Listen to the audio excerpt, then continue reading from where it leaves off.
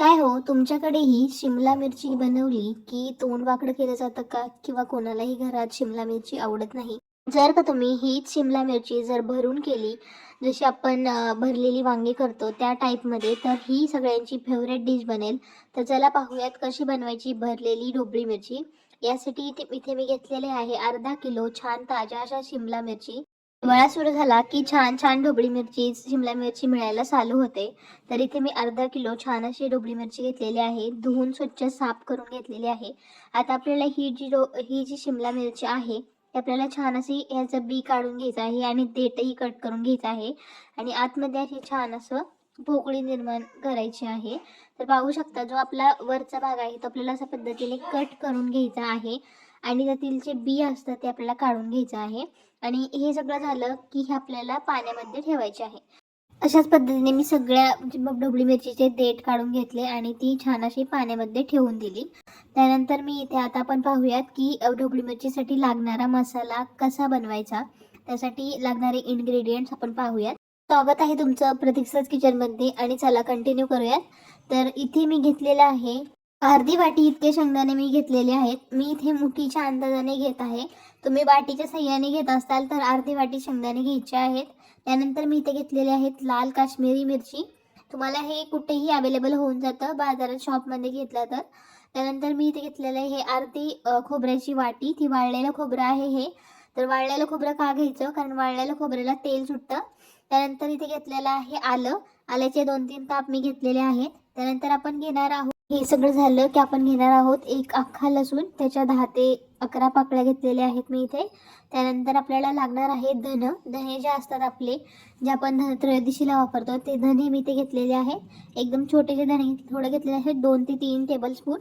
आता हे सगळे इन्ग्रेडियंट्स जे आपण घेतलेले आहेत ते सगळे इन्ग्रेडियंट्स आपल्याला छान असे भाजून घ्यायचे आहेत. तर मी कढईमध्ये तेल न टाकता आपले शेंगदाणे भाजून घेणार आहे प्रथम. तर शेंगदाणे छान असे लालसर होईपर्यंत आपल्याला भाजून घ्यायचे आहेत.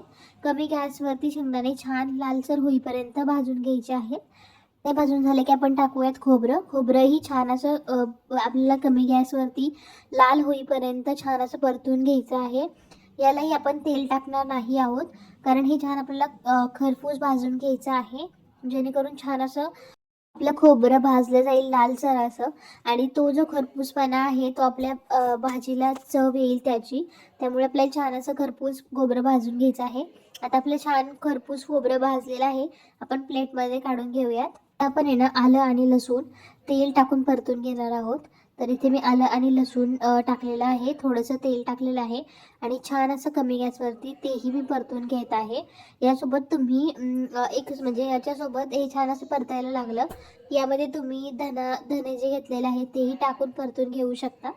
तर मी पहिल्यांदा काय केलं, जे आपलं लसणाच्या पाकळ्या आणि आलं होतं ते छान असं परतून घेतलं. आणि नंतर शेवटी मी ते धने होते तेही छान परतून घेतलेले आहेत. अशा पद्धतीने आपल्याला सगळा जो मसाला आहे तो छान असा परतून घ्यायचा आहे.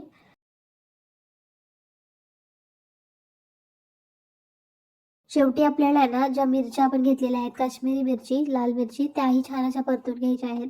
जेणेकरून तर ज्या चिमटल्या असतील तर त्या छान अशा कडक बनतील. त्यामुळे त्या आपण जो तेल टाकलं होतं लसूण आणि आल्यासाठी त्यातच आपण हे छान असं परतून घेणार आहोत.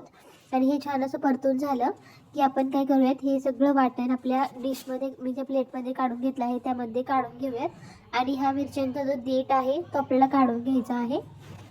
सगळे जे आपण घेतलेले आहेत इन्ग्रेडियंट्स ते छान असे थंड झाले की मिक्सरच्या भांड्यामध्ये आपण एक एक करून आपल्याला सगळे टाकून घ्यायचे आहेत. मी पहिल्यांदा खोबरं टाकलं, नंतर शेंगदाणे, त्यानंतर आलं लसूण, धने जे घेतले होते ते धने टाकलेले आहेत. आणि जे आपले मिरच्या होत्या त्यांच्या देठ काढून आपण मिरच्यासुद्धा ॲड केलेल्या आहेत. आपल्याला ह्याचं काय करायचं आहे, हे आपल्याला वाटून घ्यायचं आहे. छान बारीक असं वाटून घ्यायचं. यात पाणी वगैरे टाकायचं नाही आहे, तसं आपल्याला वाटून घ्यायचं आहे कोरडं.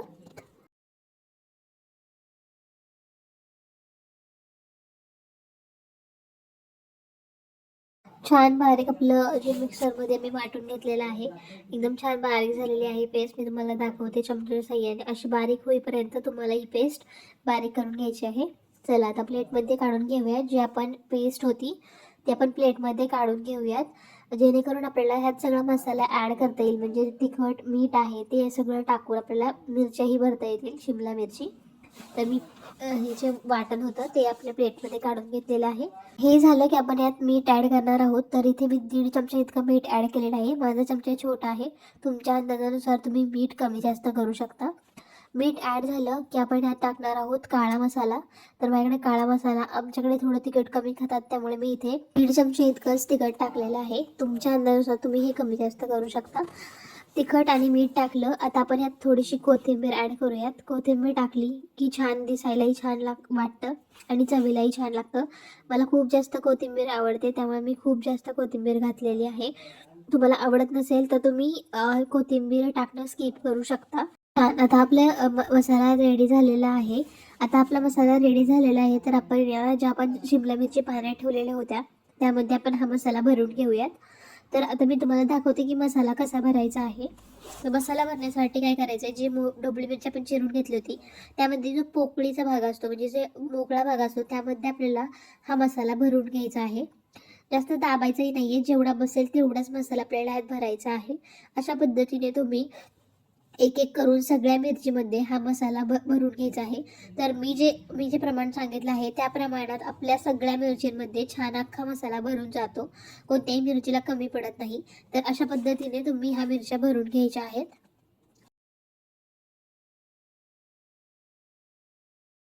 आपलं अर्ध काम आता छान झालेलं आहे. आपल्या मिरच्याही छान भरल्या गेलेल्या आहेत. तुम्ही बघू शकता किती सुंदर दिसत आहेत. असं वाटतंय कोरड्याच खावेत आणि खूप छान सुंदर भाजी होते. तुमच्या घरात सगळ्यांना आवडेल ही माझी खात्री आहे. तर आता पाहूयात की ही भाजी शिजवायची कशी. त्यासाठी आपण एक कढई घेतलेली आहे. कढईमध्ये मी 2 ते 3 चमचे इतकं तेल टाकणार आहे. तर आपल्याला या भाजीसाठी तेल थोडं जास्त लागणार आहे, कारण आपण भरलेली शिमला मिरची बनवत आहोत. ती आपल्याला तेलामध्ये वाफवून घ्यायची आहे आणि किंचितचं पाणी टाकायचं आहे.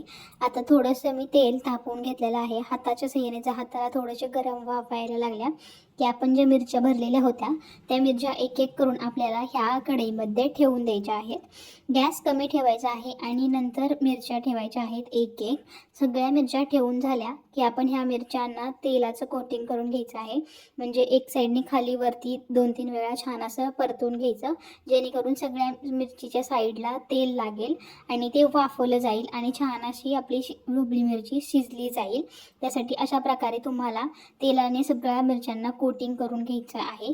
तेल सगळ्या मिरच्यांना लागलं की आपण याच्यावरती एक प्लेट ठेवणार आहोत, जेणेकरून आतमध्ये वाफ तयार होईल आणि आपली मिरची छान अशी उकडली जाईल. तर अशा पद्धतीने तुम्हाला मिरचीला तेल लावून घ्यायचं आहे. तेल लावलं की त्याच्यावरती एक खोलगटी अशी प्लेट ठेवून द्यायची आहे आणि प्लेटवरती आपण पाणी ओतणार आहोत. जसं आपण चिकन शिजवायला वरती पाणी गरम करायला ठेवतो त्या पद्धतीने आपल्याला हे पाणी ठेवायचं आहे. तर पाणी का ओतायचं, पाणी ओतलं की आतमध्ये वाफ जास्त तयार होते आणि मिरच्या छान अशा शिजल्या जातात. त्यामुळे आपल्याला यात थोडंसं पाणी ओतायचं आहे आणि छान असं पाणी उकळलं की नंतर बघायचं एक 5 ते 6 मिनटानंतर पुन्हा एकदा आपण ज्या मिरच्या होत्या त्या उलट्या करून घ्यायच्या आहेत. म्हणजे उलट्या साईडने पुन्हा एकदा त्या पलटायच्या आहेत, जेणेकरून दुसऱ्या साईडने सुद्धा छान अशा भाजल्या जातील आणि उकडल्या जातील. तर अशा पद्धतीने तुम्ही पुन्हा एकदा हीच प्रोसेस करायची आहे.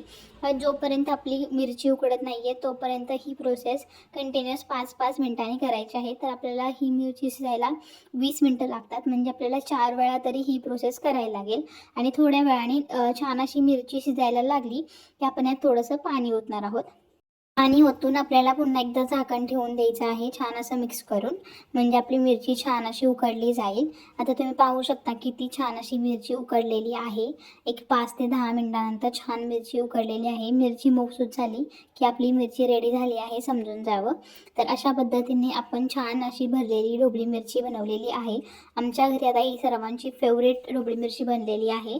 तर तुम्हीही नक्की ट्राय करा या पद्धतीने ढोबळी मिरची बनवण्याचा, म्हणजे शिमला मिरची बनवण्याचा. तुम्हाला ही रेसिपी खूप आवडेल, कारण आतमध्ये जो मसाला असतो तो खूप चविष्ट लागतो, एकदम चविष्ट, जसा की आपण वांग्याचा मसाला लागतो त्या पद्धतीने हा मसाला लागतो आणि ढोबळी मिरची खूप छान लागते. तर नक्की ट्राय करा.